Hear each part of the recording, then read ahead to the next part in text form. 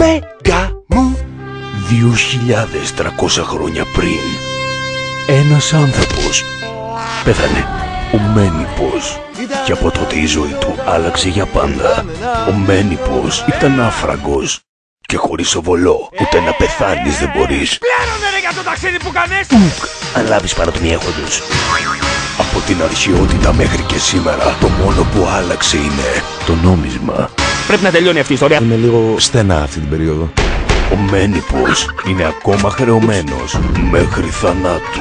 Επιστροφή κοινικού από τον παράδεισο. Βρισκόμαστε στο χείλος της καταστροφής. Παναγιά μου και Χριστέ μου!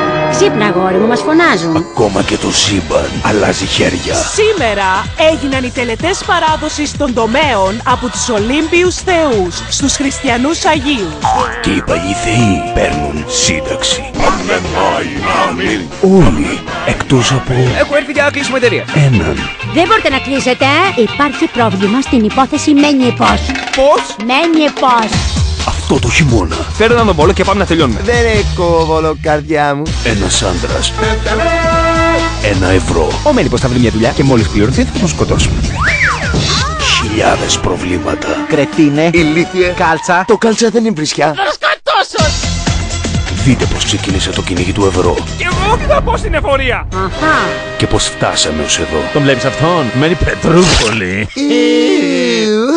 Η επεισοδιακή ζωή μας σε ένα απίθανο animation για μεγάλα παιδιά. Μη πεις κοντό ρε! Μη πεις κοντό!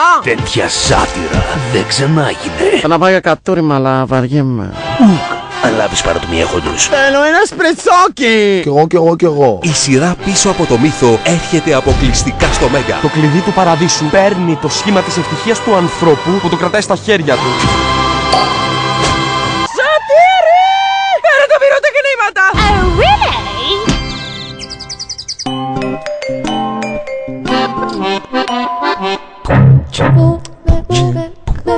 Go, go, go, go, go.